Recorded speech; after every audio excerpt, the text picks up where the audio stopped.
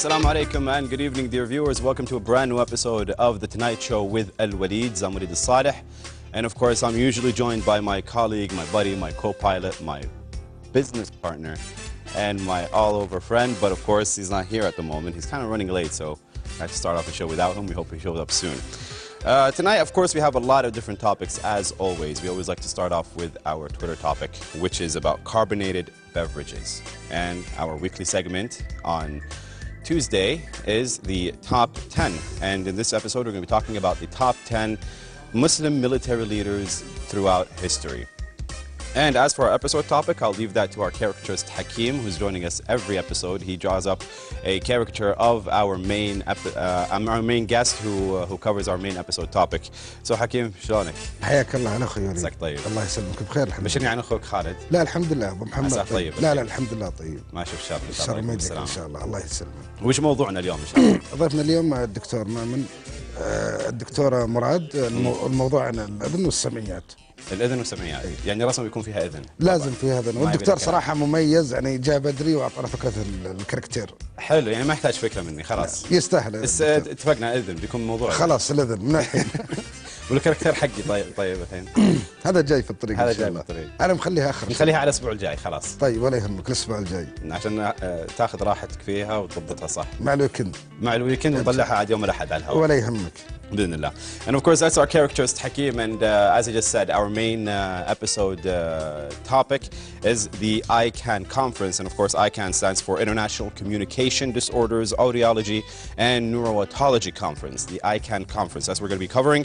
And with us in the studio is going to be Dr. Murad Al-Mumani. He's going to be joining us later on to talk to us about the conference, and we'll also wait and see what our caricaturist Hakim cooks up for us in terms of the caricature for the guest. And now with our Twitter topic, it's going to be about carbonated beverages. Let's go with a report for our Twitter topic and see what tweets we've compiled from Twitter on that topic. Stay tuned.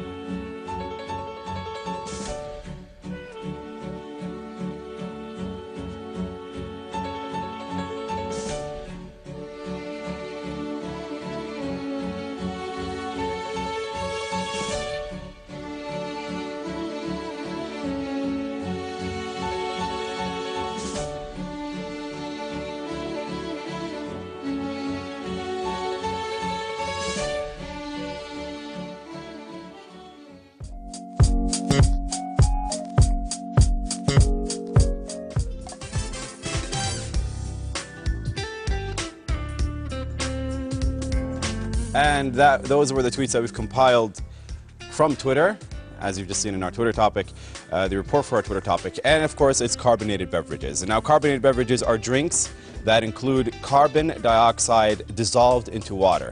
The presence of this gas creates bubbles and fizzing in the liquid. Carbonation can occur naturally underground or artificially through pressurizing. The examples of carbonated beverages include spring water, beer, and soda or pop. Carbon dioxide, CO2, is actually a compound made of one carbon atom, and it is dissolved into the liquid under high pressure. When that pressure is released, small gas bubbles develop.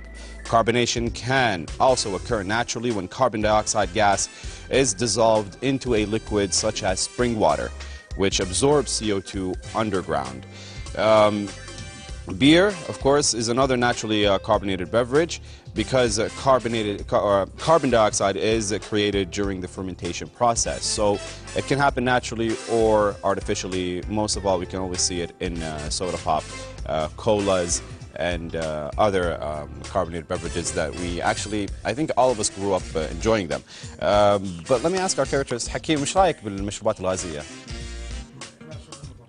مضرة حتى لو شوي منها حتى لو نقطة. Well, our character says that even a drop, for him, actually in his opinion, and he's a father, I guess he has the right to take that opinion. Many parents, they find that carbonated beverages are very unhealthy, and let's take a look at why they are.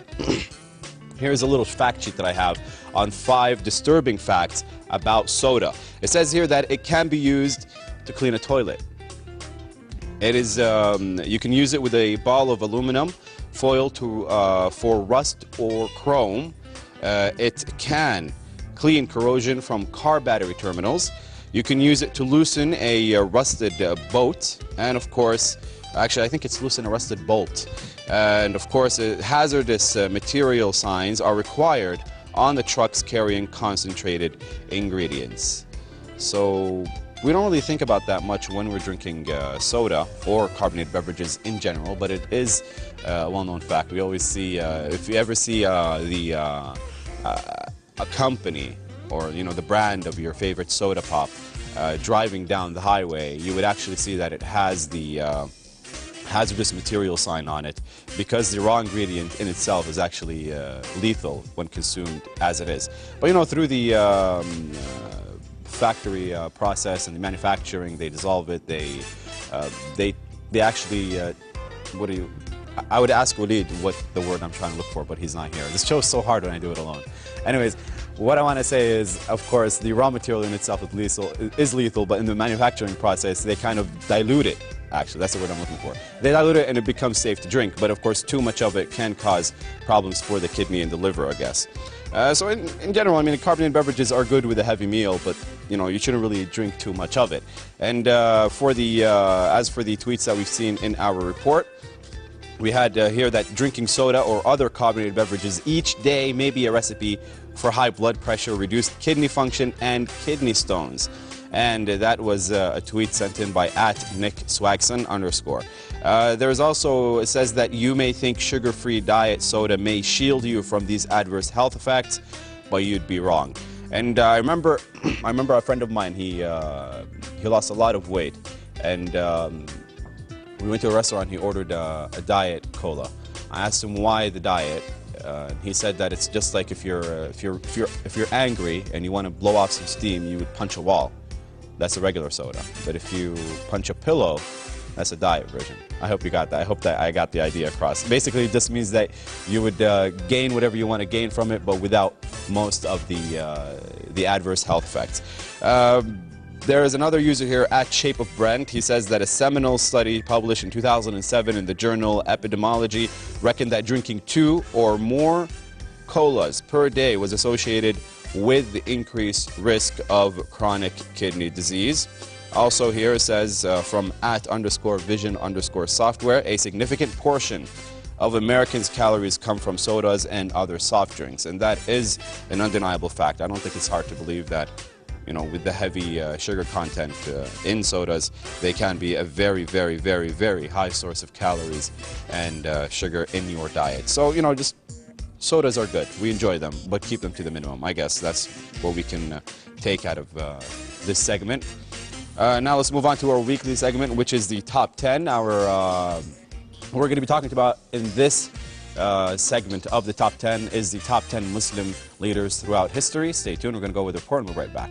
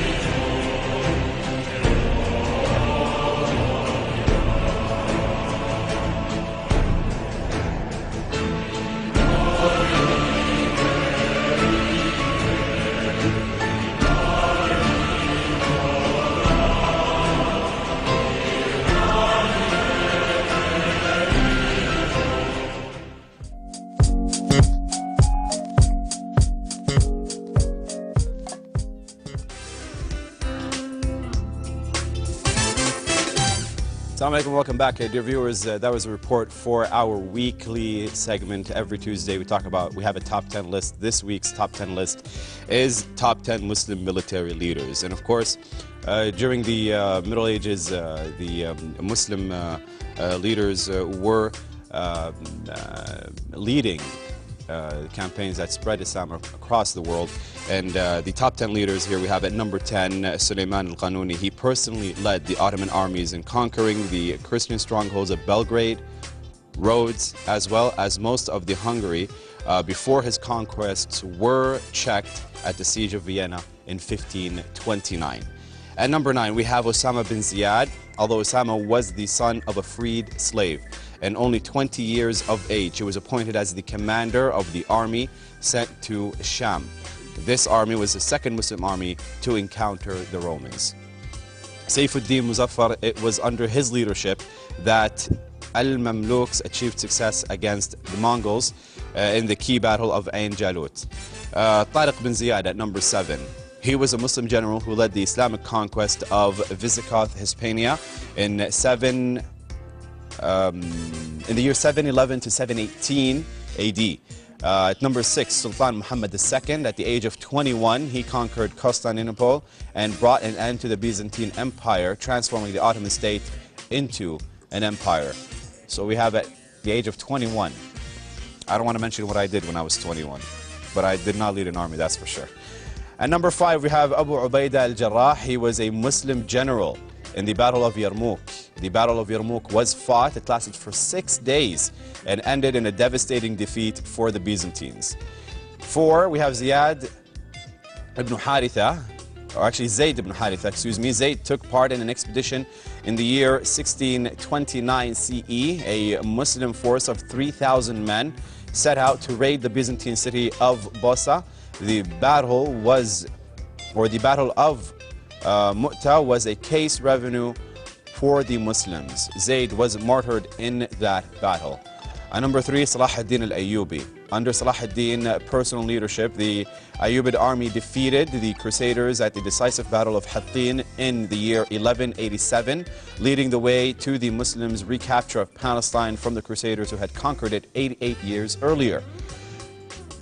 At number 2 of the top 10 Muslim leaders is Khalid bin al-Walid. He was the companion of the Islamic Prophet Muhammad and one of the greatest military generals in history. He wished for martyrdom but died peacefully in his bed. And at number 1, the greatest Muslim military leader is Prophet Muhammad, peace be upon him. He was the leader in Battle of Badr. 313 Muslims against 1,000 kuffar. The leader of Battle of Uhud, 700 Muslims versus 3,000. And the leader of the Battle of Ahzab, 2,000 Muslims faced off against 24,000. This is the top 10 Muslim military leaders list, our top 10 list for this week in our weekly segment. That's every Tuesday. We have a top 10 list. And that's our top 10 list. That's the segment. We are going to go with a report now and be right back to introduce our main guest for the evening. Stay tuned.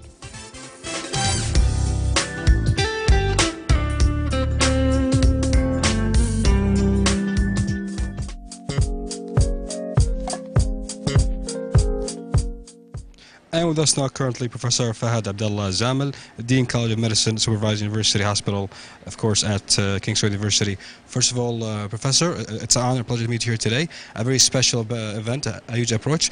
First of all, tell me, what would be the main goals, of course, of such events? Thank you very much indeed for this opportunity. Actually, our scientific meetings usually are concentrating on things that are very much related to the community, because this is our message in the College of Medicine, that we have always to discuss problems. And one of the problems, of course, is hearing. And as you know, hearing is a very important, things which people, I feel will be having very difficulty without hearing. Now what we are actually going to discuss this afternoon is what are those which are obstructing hearing acuity, especially in children and also in adults, and especially the neuro aspect. And as you know now, the cochlear implant is really very advancing, and we are proud that we have what we call King Abdullah Center for ear diseases, including the cochlear implant. Most of the speakers, we have very extinguished speakers coming from all over the world. They're going to speak about these issues. Doctor, speaking about, of course, such an important, let me say, of course, major as hearing also. It's nice to see that we're also touching, let me see, of course, this subject. How would you see also, let me see, of course, the effect on it in the future also when it comes into healthcare? We know that here in the kingdom we have a very actually good healthcare, but of course we're always wishing to improve it. Such, let me see, of course, major like hearing, for example. How would you see, of course, the future of such events? I think these events, one of probably the recommendation of these events that we have to start what we call hearing screening in the kingdom. That means we are going to pick up those who are really having poor hearing, all right, and then we will pick them up early, and then we will handle them early so that because hearing is very important, as you know, for the learning process. Okay, without hearing you cannot really learn. Okay, and we are very much interested those who are born, what we call, deaf and mute, because that is really, they need really excellent rehabilitation, and this is part of this symposium. We're gonna speak a little bit about really rehabilitation of those deaf children. Professor, I'm also let me see, of course, we have also a novel, I think, winning doctor coming here who won a Nobel, if I'm not mistaken. How would you see also the effect that, and what could you say about her invention also? I think this is, this is a great opportunity to have such a people who are really pioneer in this issue.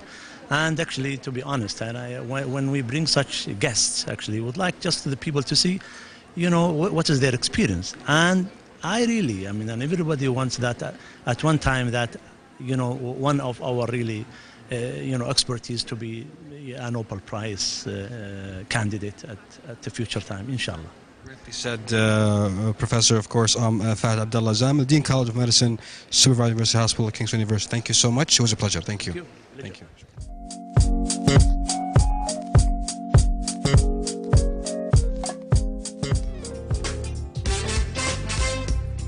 Assalamu alaikum and welcome back, dear viewers. If you just joined us, you're watching The Tonight Show with Ed Walid, I'm Walid Saleh, and this is our main guest, our main topic for the evening. We're talking about the second International Communication Disorders, Audiology and Neurotology Conference.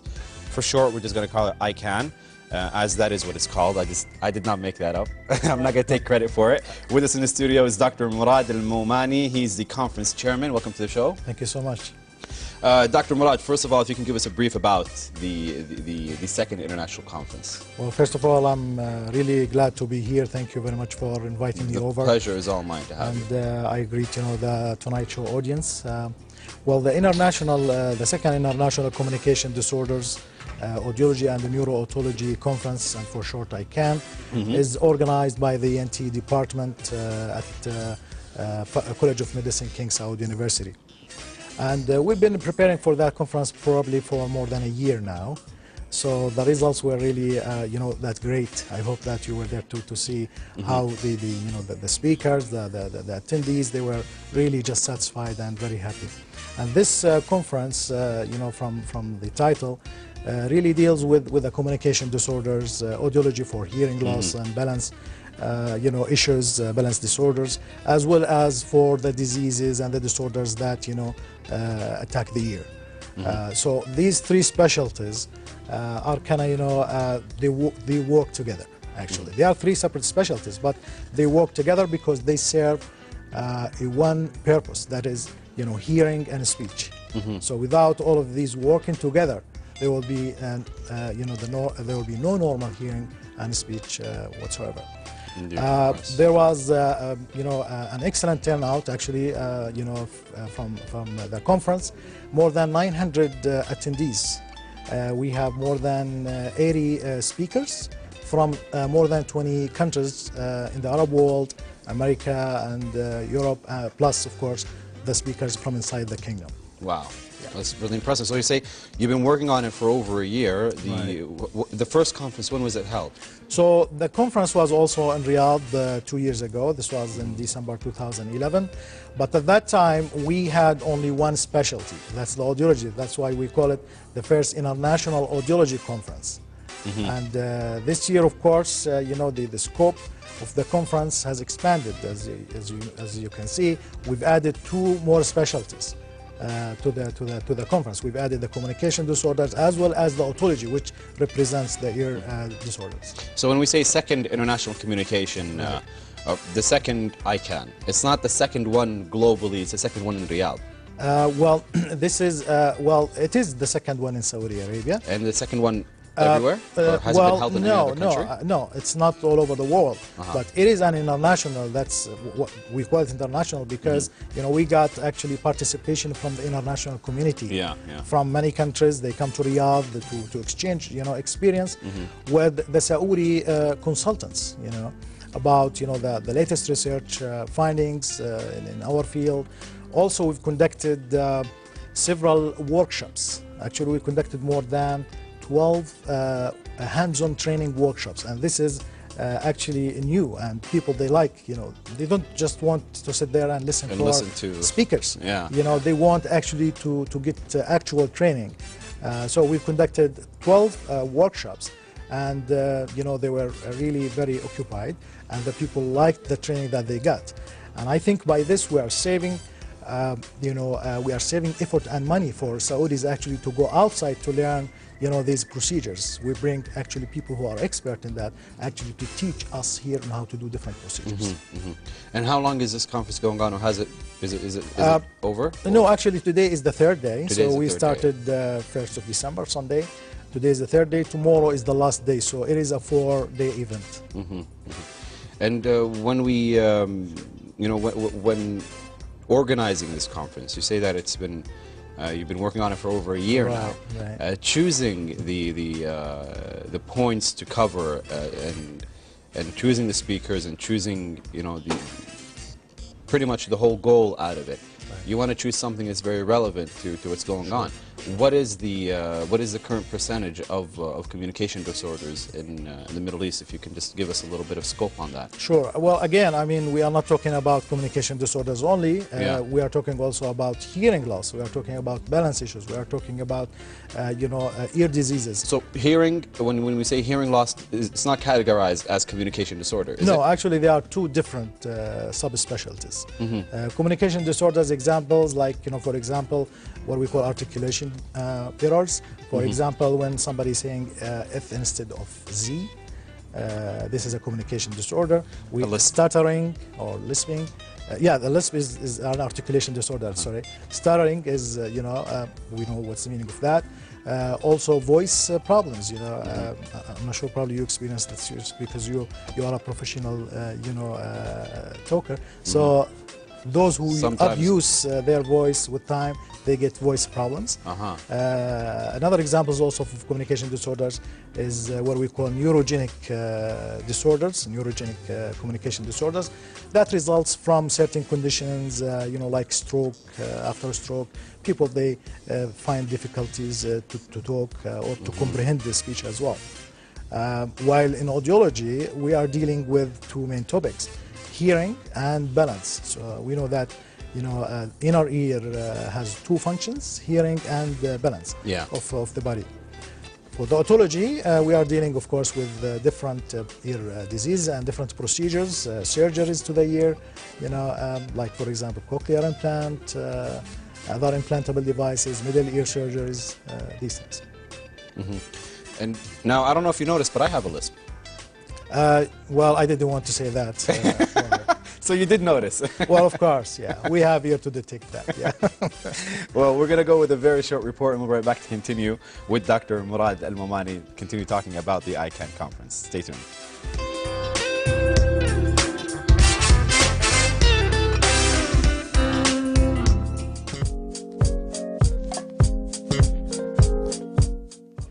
With us now currently also I'm Dr. Sami Al-Harithi, also in the second International, of course, Communication Disorder, Ideology and Neuroetology Conference. Dr. Sami, first of all, welcome to the show. Thank you very much. Appreciate the help also.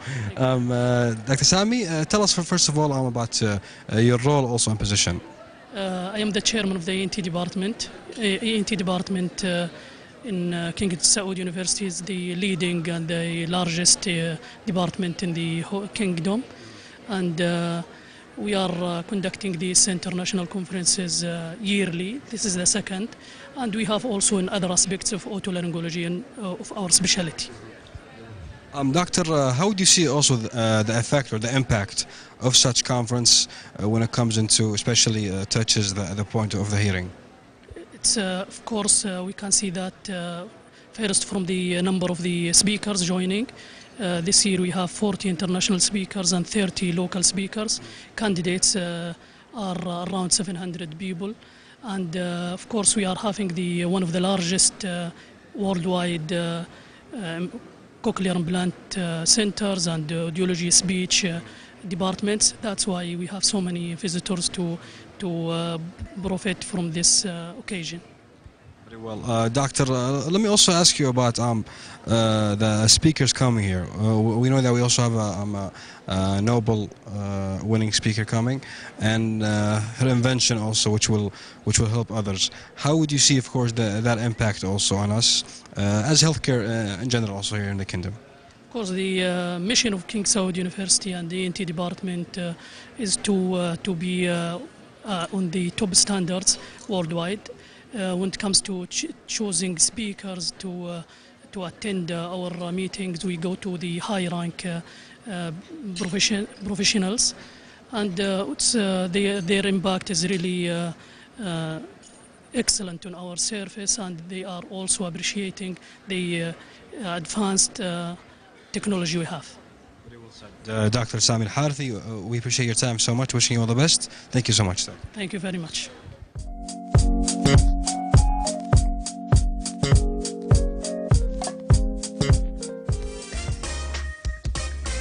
And welcome back, dear viewers. That was a report on the second iCan conference done by my colleague Murad bin Khanfour. He's not with us in the studio, but at least he joined in with the report. Joining me in the studio still is Dr. Murad Al-Momani, the conference chairman. He's talking to us about the iCan conference. Now, Dr. Murad, before the report, you gave us a little bit of information about what the conference revolves around. Communication disorders, audiology, right, and the last one is neurootology. Yeah. If you can just explain neurootology slightly. Well, again, the term otology means ear diseases. Mm-hmm. And when we are saying neurootology, that means dealing with, you know, the neurons or the nervous system of the ear. So mm-hmm, basically, you know, dealing with the nervous structure of the ear. Mm-hmm. So, for example, I will give you an example for the audience to understand. Cochlear implant, for example, is considered to be a neurootology procedure. Mm-hmm. Because, you know, the prosthetic or the device that is implanted actually directly sends the signal to the auditory nerve, mm-hmm, bypassing, you know, the structures of the outer, middle, and inner ear. So that's why it is more of a neuro procedure. Mm-hmm, yeah. Mm-hmm. And going back to what you said about the inner ear being responsible for balance, right, there is a very, very interesting experiment that I've seen where this scientist, he brought in a test subject, mm-hmm, he blindfolded her, right, he attached electrodes, yes, to the back of her ear, right, and asked her to put her head down, to stare at the floor, even though she was blindfolded, and for her to walk in a straight line. Right. And with the remote, he would introduce signals, electrical, you know, small electrical signals to each ear, okay, depending. Right. And if he hit the left ear, it would give her brain the signal that she's actually drifting to the right. To the right. So that then she would end up going to the left, sure, to balance herself out. But in reality, from the camera's perspective, she's going left. Okay. And he would go with these, with that remote, giving signals to the right and left, and mm-hmm, he was controlling her by a remote. Right. And the reason she had her head down is that her brain would give her the signal. I mean, if her head was horizontal, she would think she's tilting to one side. So that's why the head was down. So actually, many people don't really understand, or I mean, we all studied it in biology and you know, science subjects in general, but we never really understand why that part of our body that that controls balance is in the inner ear. That's an interesting question, actually. So if we go, well, I hope that we can show the audience the inner ear, but if we go to the inner ear, we will see two main structures. The first structure is called the cochlea, and this is where, you know, the hearing sense basically occur. And the other part is called the vestibule, or the vestibular portion, which is responsible for balance. If we look into that portion, we will see actually it consists of many structures. It consists of what we call semicircular canals. They are perpendicular to cover the 3 dimensions in the hemisphere. So when we move, there are certain sensors inside these canals to give information to the brain, to tell, you know, the brain the position of the head in space. Otherwise, we will not be able to keep our balance. We will feel dizzy and we will feel down. Now, the balance as a function is controlled by many inputs. So the brain needs many inputs from different organs in order to determine, you know, its location in space, and also to determine, you know, in order to keep the balance while we are moving. And vestibular function is the main input to that. Then we have the visual input, you know, the vision, and we have the proprioception in our joints. All of that information goes directly to the brain. The brain analyzes it to determine and take decision where to move and how to move. Now, whenever there's any disorder in any of these, you know, I will say input systems, then there will be a problem in balance. The brain sometimes can, you know, catch up with time, of course, with experience, can catch up and learn how to keep the body in balance. But when it is acute at the beginning, you know, the patient will come to us feeling dizzy, maybe throw out, something like that, where he can't actually stand up, or so he will feel really dizzy, or what we call a vertigo. Now, in the example that you gave about the experiment, basically, you know, the scientist has took out, you know, one of these senses, which is the vision. Visual, right. And now the patient is relying entirely on the vestibular system and the proprioception. The balance function definitely will deteriorate with that. What he's doing in the experiment, I'm not sure which one, but what he's doing is giving electrical stimulation. That electrical stimulation, I believe, is to stimulate the vestibular system. So, to give it that to give it sense of an input signal. Because if the patient, you know, can see, even with electrical stimulation, still he can get the input from the eyes to keep him balanced. Indeed, but by this way, you know, we took out one important sense for balance, and then the patient is relying only in 2. Now, why the patient was drifting? Because, you know, we have to balance out. We have in our body we have always a bilateral, you know, representation. So we have 2 ears, we have 2 eyes, we have 2 parts of the brain. Now, the brain likes, you know, the input to come from both sides. Whenever one side increase and the other one decrease, then there will be a balance problem, a balance issue. So what was the scientist actually doing is increasing the stimulation in one side and decreasing the stimulation in the other side. This will give the illusion of the brain that actually you are turning toward one side or another. Well, interesting. Now, if we can go and we've understood that part about how the neurological system within the ear works to balance it out. But going back to the communication disorders. Within the medical community, and what can we say are the most common communication disorders that are observed in clinics, if we can say, in Saudi? Is there data on that, or?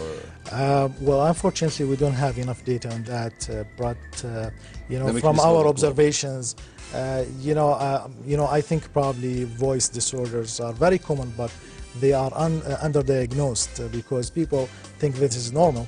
You know, they never seek, you know, to see a specialist in that. The other major problem that I think is the swallowing problems.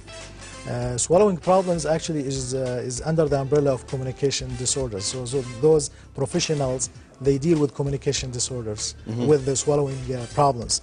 And many people, they don't consider this as as something that they need to seek help with. Many people, they have difficulty in swallowing.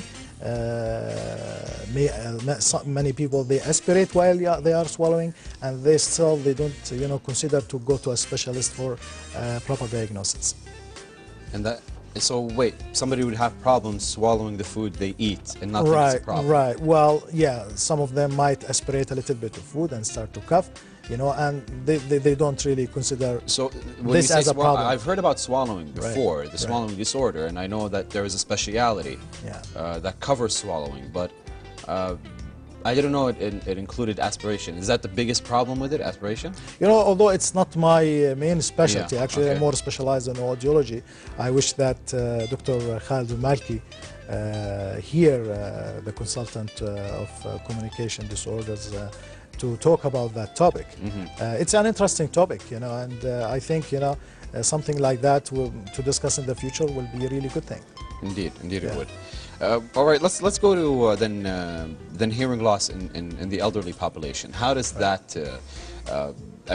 As a kid growing up, I had the notion of understanding that hearing is something that deteriorates with age. Right. Is that still completely true, or does it fall upon some elderly, and why does it happen? Well, you are right. As we age, many of the functions in our body start to deteriorate. The rate of deterioration, of course, differ from person to another, and many factors actually contribute to that. One of them is a genetic predisposition. Probably you observed in reality that many people, they age 90 or 100 and they still have a good hearing, while others, they lose their hearing while in the 50s or 60s. Of course, there are many other factors, but genetic is probably a major factor in that. Other factors, of course, is the exposure to certain things, like, for example, exposure to loud noises. Nowadays the environment became really very noisy. Young people especially, they like to listen to these to high music so much for extended periods of time, and this basically kills these small hair cells. I always see it as a warning on my phone when I'm going to play music, whether it's low or high. It says warning, loud, listening to audio at loud volume will hurt your hearing, and I say yes, I know that. I agree. I will not but you continue to but that warning that is being given to many consumers around the world who want to play an audio file or anything, and they get that warning when they put it on max. How serious is that deterioration? Will somebody who wears headphones and listens to music at loud volume almost every day, can we expect that this person will have a hearing loss problem within the next 15 years? Well, probably before that. Wow. I can assure you, if he listens to loud, of course we have measurements of what is the meaning of loud, how much is loud. We have certain measurements. It's the dB or the decibel scale. I can assure you, if he listens more than 4 hours for a sound more than 90 dB a day, within few months, he's going to lose quite a lot of his hearing. And the problem is that even, it's a permanent damage. Permanent? It's a permanent damage, Okay. Most of the time, we cannot get it back. This is specifically for headphones or generally? Generally. Well, for example, for, those professionals who work in noisy environments, like in factories, these big machines, those who work in airports, if they don't use special ear protection, if they don't use ear protection. What about customer service support? Some people are going to be yelling at them. I think so, Yeah, that's also plausible, right? Yeah, it's possible, sure. All right, well, let's go with another report on... do we have a report ready, or...? All right, let's go with the report, and we'll be right back to continue with Dr. Murad Al-Momani talking to us about the second International Communication Disorders, Audiology, and Neurotology Conference. We're not really talking about the conference anymore, we're talking about the disorders, but we're going to touch up on the conference again. Stay tuned.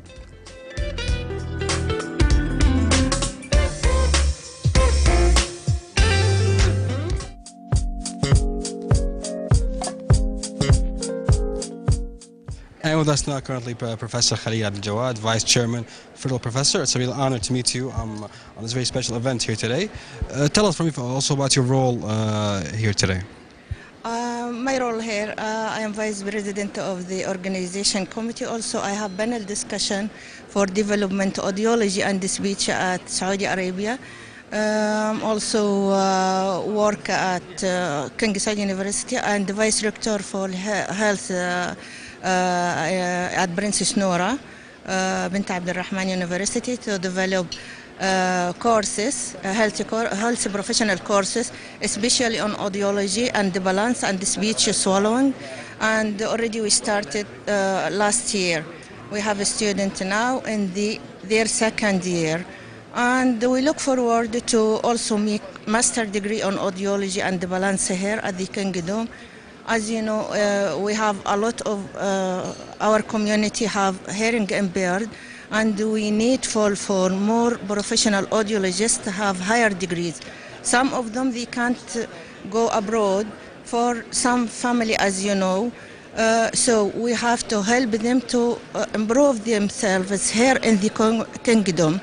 And we also have a lot of our students from King Saud University now have their scholarship in America or Canada for higher degrees. Some is back and some still continue their higher education till now. Professor, also one last question before, of course, we start the event. How would you see also the future, of course, would help? Such event also would help the future when it comes into hearing and healthcare in general, for example. Especially here, this is the second international one. Before we only make the national conferences, but now we started to make international, so we have exchange our knowledge with the abroad. We have now audience and also not audience, the speaker and audience from abroad, from Canada, from Australia, from Egypt, from America, from UK. So we exchange our knowledge and also our research with them. So it be useful between us and them and improve our field in audiology and balance.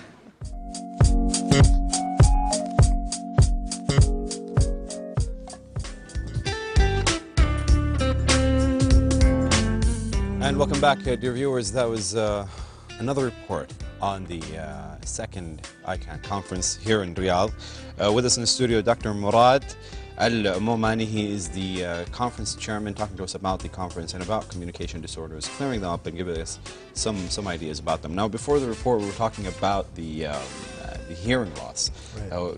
It's something that happens with old age. Right. Basically, it's because it has a genetic factor behind it. One of the factors. One of the factors is a genetic factor.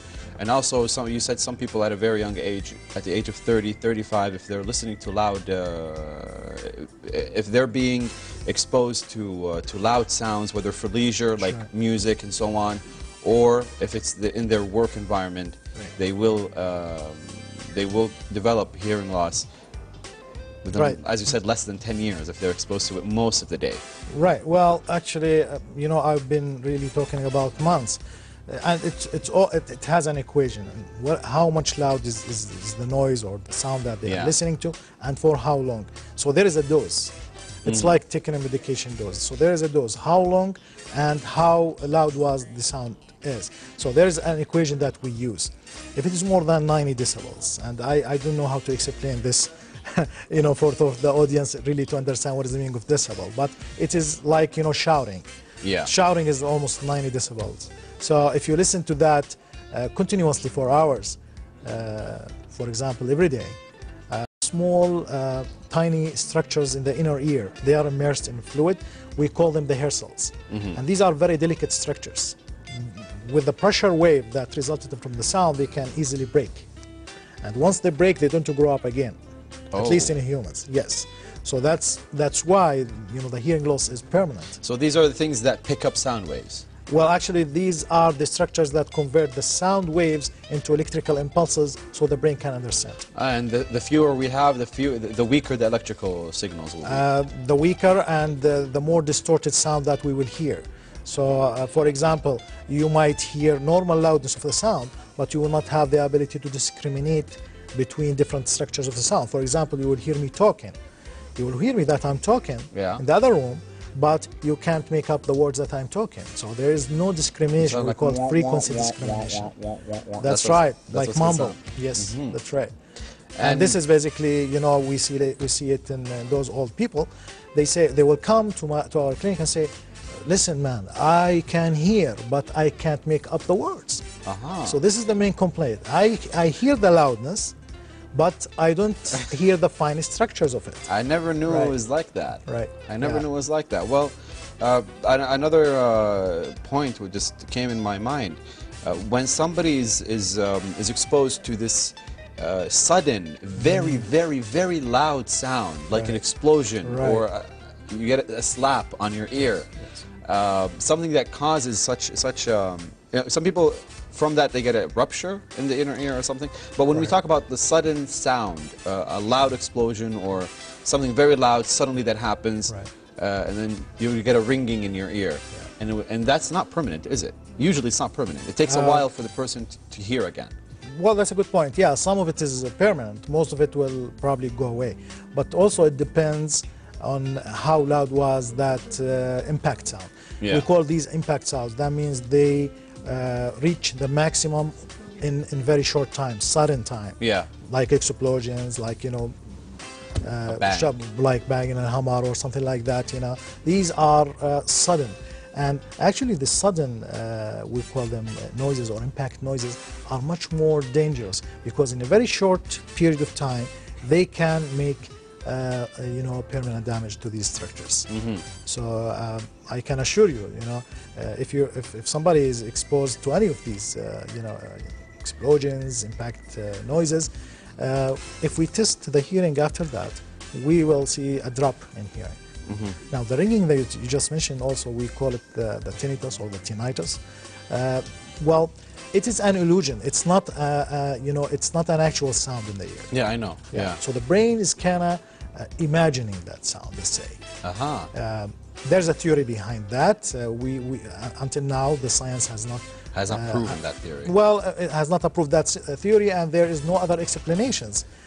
What is that the theory saying that, well, the brain is doing like fill in the blank, because when we have that hearing loss, actually the brain is used to have that hearing, and when there is a hearing loss at certain frequencies, the brain kind of filling up, you know, making like fill in the blank thing. So he'll start to fill in the blank for itself to hear that sound. So there's Which an is illusion. the nature of the brain trying to make sense. Right. Whenever... Well, the brain likes excitement. The brain doesn't like, you know, silence, basically. We used to hear certain things. If there's nothing going on, you hear you actually hear the air when you can't hear anything at all. Well, basically, maybe even you can't hear nothing. I mean, if you I mean generally when you're okay. Right. And if there's no sound at all, you at least hear the air. Yeah, so at once least you hear get something. that, the ringing comes from, like you said, your hearing is disabled for a while, so the brain is, as you said, filling making up the sound, or feeling the sound. That's right. And it's really interesting, actually, the whole thing behind the electrical impulses into the brain that really simulates the whole reality around us. Another experiment that I've seen was somebody who was actually completely isolated via all his input sensories, his hearing, his eyesight, he was put in a room and pitch black darkness, no sound at all. 30 minutes into the experience, his brain started creating an imaginary reality for him. So it is really a deep science behind it, and I can only imagine the type of rehabilitation that the conference discussed, because it's so broad. you can go into it from many different points when you talk about rehabilitation. Sure. Has rehabilitation been discussed widely in the conference? Yeah, actually, rehabilitation was one of our main topics in the iCan 2013 conference, and we've conducted actually two workshops, whole-day workshops, on how to diagnose these disorders and how to rehabilitate these disorders, and how what are the treatment modalities for these disorders. Yes. Well, plans for a third international conference? Well, first of all, we have to finish tomorrow. Exactly. And well, we are very ambitious. We work really hard. I would like to acknowledge, the team. It's not a one-man show here. Indeed. There's, a big team. I would like to thank, Dr. Abdulrahman Hajar, Chairman of the Scientific Committee. I would like also to thank Dr. Khalid Maki, Chairman of the Organizing Committee, and all other members, and those who are, working behind the curtains. Indeed, it takes a lot of efforts, lots of coordination, homogeneity. That group has to be homogeneous in order to be effective and productive. Definitely, we are thinking about iCan maybe a year or two from now. Hopefully. Right. Well, I'd like to wish you the best of luck on the final day of the conference. Congratulate you and the whole team on the good work. Can I just mention somebody for the audience in 30 seconds? Well, I am proud to tell you that actually, we perform more cochlear implants at King Abdulaziz University Hospital and at King Abdullah Ear Specialist Center, more than any other center in the world. So we top the world in that, and this is something we need really to be proud of, and to thank all those people who are working in that topic, because really with the 400 cochlear implants this year, we are #1 now in the world. Amazing. And that is really something. All the consultants who are performing these surgeries are Saudis, so we are very proud of that too. That is something really to be proud of. Thank you. Thank you so much, Dr. Murad. And we also have a small memento that we want to give you for the show. Our characters, Hakim, while we were doing the interview, he was drawing up a little caricature of you. He said there was going to be an ear involved. Hakim, كيف جاهزة الصورة. جاهزة نشوفها؟ زي ما عدتك لازم. Well, I hope Hakim took care of me. He said he's going to make it good. And All right. he delivers. Well, I need to take this to my wife, so it should be really good. السلام عليكم. That is a character. If we can just get it on camera too. Yeah. الأذن بس. إذن زي ما قلت. نفس ما قلت اليوم ساعدتني اليوم. Well, thank you so much. This makes me a little bit younger. But I like that. We actually thought it would. The earlier sketch, one of the cameramen was asking him during the report that he was making you look older, but actually no, you look younger. You look younger. Thank you, Hakim. I appreciate that. Well, can I take this with me? Yes, it's a memento for you. All right, thank you. Thank you very so much, Dr. Murad, for joining us. And Appreciate it. with that, we come to the end of our episode of The Tonight Show with Al Waleeds. Today it was only one Waleed, of course. Our guest was Dr. Murad Al Momani, the chairman of the Second International Communication Disorders, Audiology and Neurotology Conference. For sure, we're going to call it iCan, or that's how it's called. I'd like to thank him again for joining us. And of course, our Twitter topic was about carbonated beverages, and our weekly segment for today was our top 10 list. It was the top 10 Muslim military leaders throughout history. Tomorrow we'll be back with a brand new episode. Until then, thank you very much for watching. Have a great night. Assalamu alaikum wa rahmatullahi wa barakatuh.